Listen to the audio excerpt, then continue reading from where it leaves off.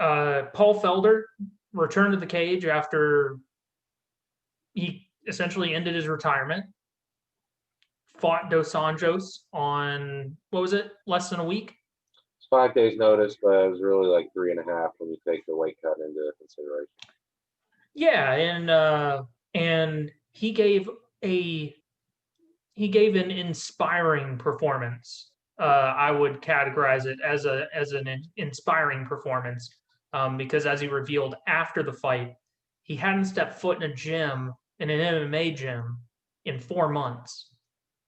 And so he credited his triathlon training, to being able to go 25 minutes, which is nuts. You don't train for 4 months, then you go and, more or less, yeah, he tired out like you would, but more or less kept pace over 25 minutes.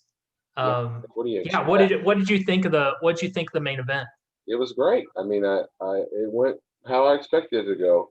Paul Felder's really tough. I didn't expect him to get finished, but I expected him to lose just because of the way the odds were stacked against him.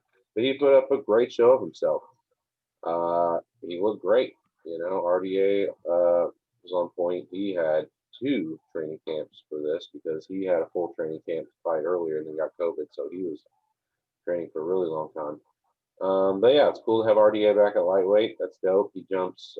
So Felder was an even higher ranked opponent than Makhachev was. So Felder was 7. So RDA jumps back in now at number 7. So that's wild. That lightweight was already crazy deep.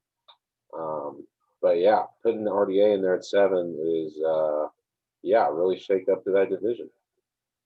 Yeah. So you think he just slides right on in there at number 7? He just takes the 7 spot. Yeah, I would give RDA the 7th spot, and then actually, go look. The rankings should be out. The new ones are not out. They're not? Dang. No, I'm looking at them right now. I would give RDA the 7th spot, and then I'd just bump Felder down to 8, and that'd be that. Because who's right underneath that? Isn't it like Hooker? Or Hooker's 6th, isn't it? Yes. Hooker, no. Hooker is number 5. And actually, what I'm going to go ahead and do via the magic of Skype, because actually, very well. I liked the way that it looked last episode. So I'm going to go ahead and, if I can make this full screen, I'm going to go ahead and share. I'll share my screen. Yeah, so here are rankings. We had Paul Felder at number 7. Yeah. And then we've got Dan Hooker at 5. And actually, if we look to the post by Evan on the website, he actually thinks that Dos Anjos should take on Dan Hooker next. That's excellent. I'd be totally down for that. Because that would be RDA fighting up in the rankings, which is, the best you could hope for. With the top of that division as stacked as it is. And then, RDA really got some ups with Connor, name dropping him in a tweet talking about, yeah, sure, he'll fight him because they have a history together. So it's very intriguing for him. I'd totally be down for that. That'd be a great fight against Hooker. Oh, dude, it'd be phenomenal. And the thing about Hooker is, I don't think he's really fought any RDA as a veteran as he is in the sport. Really shows a modern game still. One that mixes in all the skills, most notably his wrestling. RDA's wrestling is fantastic, and his groundwork and whatnot. That's what I would mostly credit his decision win with. He's getting trained by Verdum now. So what's that? Verdum is training him now. So Verdum is the guy that's training RDA's ground game. Are they still at MMA Masters, like Rafael Cordero? I think so, yeah. I know okay. Verdum did an interview talking about how he did a lot of game planning for him for that fight. Yeah, I know. So the MMA landscape has not produced the most news recently, so I'll just drop this little nugget in. Verdum just signed a PFL. Just a little side note. He signed a PFL for the 2021 season, which was a little interesting. But yeah, man, I think I really like that Dan Hooker matchup. And, the top 4 at lightweight and also they don't have, well, he hasn't fought yet, That's but why he's not ranked. So it's like, yeah, there's they a whole don't other have product him. that's not ranked. Yeah, I'm really, so yeah, they're gonna definitely have him test himself against, I mean, it's looking like the top 4 at lightweight.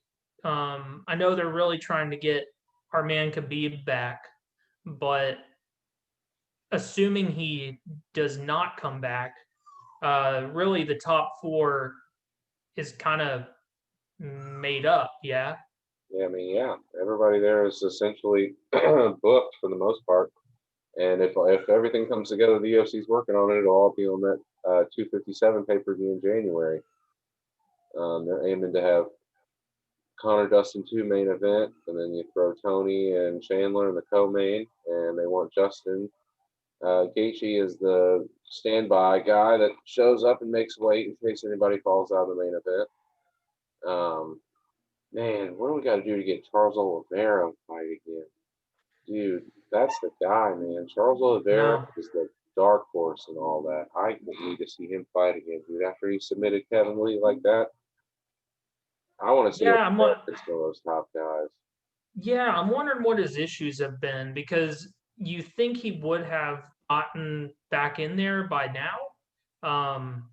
But, it is what it is. He's still, well, I mean, he's one of those guys where when we first saw him, he submitted someone super quick. It was like a post limb, like, after how the UFC used to do after you saw the main event. And you would, dude, can you hear this dog now? Oh yeah, yeah.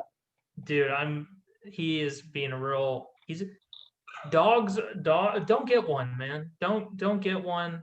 It's a scam. But yeah, when we first saw Charles Oliveira, he's so young. And so for some reason in my head, he's like stuck at like this like young prospect. But I mean, honestly, he's probably going to start like constantly, which has been why it's such a problem for his development. But he's finally starting to put it together. But he's fought in the UFC like a shitload, like 20 plus times in the UFC. Yeah, they're not. Well, they are. He's 30. He's 30, and he's been jumping back and forth between featherweight and lightweight this whole time. Yeah, that's true. That's true. But now he's back at lightweight. He's on a run. He's won like 5 or 6 straight at lightweight. 6 in a row. All this shit sucks. For his stats, go to Wikipedia or something. But yeah, no, Oliveira's a beast. I'm excited to see him fight again. Well, to jump back over to the card, right? In the co-main event, we saw Chaos Williams and Al Hassan. That was an emphatic KO, as emphatic a KO as we've ever seen in the octagon. As good as any other KO is what I meant to say. Al Hassan went down like a board. It was crazy. Yep, short straight, murked him. That's fucking 2 fights in the UFC for Chaos, 2 crazy fast knockouts. He is off to a strong start. Yeah, and I think this is an issue that the UFC runs into is hype versus skill level, right? You have a guy who comes in and he has 2 octagon wins, in under like a minute. In under a minute. So you don't know, even though we know he hits hard, I'm not sure as to like, there's not a lot of tape against him against the highest level of the sport. So I think when a guy stops people that quick, it's probably a little bit tougher to play matchmaker. Oh yeah, this situation slips a lot of guys up all the time. You come in and you get a couple real quick flashy knockouts. They shoot you up the rankings real quick, and then you start getting beat up because you don't have the rest of your game that's developed. What was his name? Mark Casey. Happened to him. Happens to all kinds of guys. Uh, Miles Jury also started off really strong, and then he hit a wall, started Hmm. getting fucked up, and then got rid of him. Yeah. Also on the card, Sean Strickland, 2 wins in 2 weeks after 2 years off. Yeah. Hey, How awesome is that, man? He looked great. He looks better than ever after a two year layoff. hey, these quarantine fights of just like, hey, you want to stick around and do it again? Like that, this pays off for a lot of these guys. Like you just keep the momentum going. No, it was one of Paul Felder's things, right? When he was like before, he wanted to retire because he doesn't like being away from his family to go all these long training camps. Well, this situation was perfect for him. He didn't have to train at all. He never had to go train in the gym for it, but he got the fight. He just accepted it on a week's notice. So it's the same thing a lot of these guys are doing. They're like, all right, let's just, I don't have to train a full camp. I just I use one camp to fight multiple times. Yeah, a lot of these people have been doing good. Yeah, also on the card, some things of note. Dude, the Yoder Granger fight was one of the most frustrating fights I've ever watched. Hmm. Did you happen to catch that one? No, I missed Yoder and I missed. No, that's it. I missed Yoder. I saw all the rest of them. Dude, it was just frustrating because Yoder get these dominant positions on the ground, and I guess maybe she just didn't feel like positionally secure, but it just led to a lot of moments where I mean there was just straight up there was one point I think in the second round where Granger had used the cage to try, so Yoder had mount. Granger rotates herself using the cage. From mount, when you're mounted on someone, you cut that angle, and then you go for the armbar, right? Hmm. Granger had essentially cut the angle for Yoder, and Yoder still didn't go. It was frustrating, man. It was a frustrating fight to watch. We don't. I mean, obviously, we don't know everything that goes into it, but being the I'm just saying, I'm not sure how quick Dana White's going to be to put her on, the third fight from the main event anytime soon, unfortunately. Um, yeah, it was frustrating. And then Corey McKenna, I was excited to see her octagon debut. Um, how'd you feel about that decision? I thought there were a lot of bad decisions. I didn't like that one. The one judge that gave the fight to Paul Felder didn't like that one. There was some Yeah. rough judging overall. It's that one guy. Also, just to kind of highlight this, look at how many canceled ballots. Yeah, two of them fell off the day of the card. It's crazy.